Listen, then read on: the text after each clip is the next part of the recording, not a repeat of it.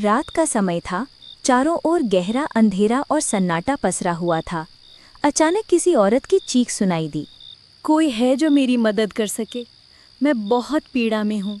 मेरी टांगे जवाब दे चुके हैं और मेरे बच्चे भूख से तड़प रहे हैं। कोई तो रहम कर दो। सीमा ने अपने पति राघव से कहा, सुन रहे हो, कोई औरत मदद के लिए पुकार रही है। आवाज में इतनी बेचैनी है कि रूह कांप जाए। लेकिन इतनी रात को बाहर जाना सही नहीं, कहीं कोई जाल न हो। राघव झुंझलाकर बोला, तुम्हारे मुंह से तो हमेशा डर की ही बात निकलती है। अरे, ये औरत की आवाज है। सच में मुसीबत में हो सकती है। मैं जाकर देखता हूँ, लेकिन कुछ गलत हुआ तो जिम्मेदारी तुम्हारी होगी। राघव घर से बाहर निकला। अंधेरे में उसने देखा कि एक औरत खड़ी है। उसने राजसी कपड़े पहने हुए थे, लेकिन चेहरे पर दुख और आंखों में आंसू थे। मालिक, मुझ पर दया कीजिए। मैं कई दिनों से भूखी हूँ। मेरा बच्चा रो रो कर चुप हो गया है। बस एक रोटी दे दीजिए। भगवान आपको सदा खुश रखेगा।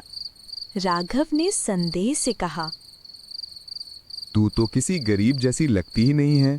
तेरी चाल, तेरी आवाज, तेरी आंखें, सब कुछ अलग है। क्या सच में तुझे खाना चाहिए? औरत बोली, मेरे हालात मत देखिए, मेरी मजबूरी समझिए। मेरे बच्चे का जीवन अब आपकी दया पर है। बस एक रोटी दे दो। राघव घर के अंदर जाकर एक रोटी लाया और उसे देते हुए बोला, ये लो और जाकर अपने बच्चे को खिला दो। लेकिन औरत रोते हुए बोली, एक आखिरी निवेदन है। आप चलकर मेरे बच्चे को अपने हाथों से खिला दो, तभी उसे राहत मिलेगी। राघव चौंक गया। मैंने रोटी दे दी, अब और क्या करूं? अरे, क्यों चलूं मैं तुम्हारे साथ? तुम अजीब बातें कर रही हो। औरत की आंखें लाल हो उठीं। वो बोली, मैं श्रापित हूँ। अपने हाथों से अपने बच्चे को खाना नहीं खिला सकती। हर रात किसी भले इंसान की तलाश में निकलती हूँ जो मेरे बच्चे को अपने हाथों से खिला दे, ताकि वो एक दिन और जी सके। इतना सुनकर राघव के मन में डर बैठ गया। उसी समय सीमा भी बाहर आ गई। राघव ने धीरे से कहा, ये औरत अजीब बातें कर रही है। कह रही है कि श्रापित है और अपने बच्चे को खुद नहीं खिला सकती। सीमा ने औरत को गौर से देखा और बोली, इसका चेहरा देखकर लग रहा है कि ये सच्ची औरत है। इसके दुख आंखों से साफ झलक रहे हैं।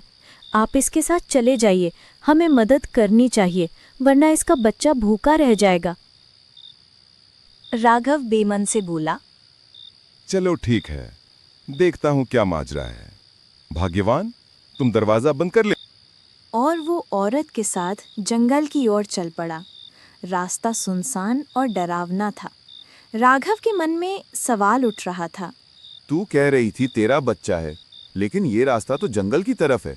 ना कोई घर नजर आ रहा है, ना कोई रोशनी। तू मुझे कहाँ ले जा रही है?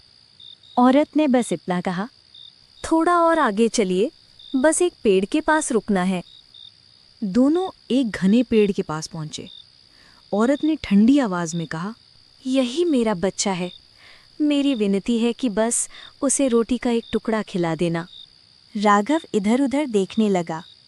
यहाँ तो कुछ भी नहीं है, ना कोई बच्चा, ना कोई झोपड़ी। तुम मुझे यहाँ क्यों लाई है? सच बता दे, वरना मैं पूरे गांव को इकट्ठा कर दूंगा। राघव जैसे ही पीछे मुड़कर जाने लगा, अचानक वो औरत वहां से गायब हो गई और अंधेरे में सिर्फ हवा की सिहरन रह गई।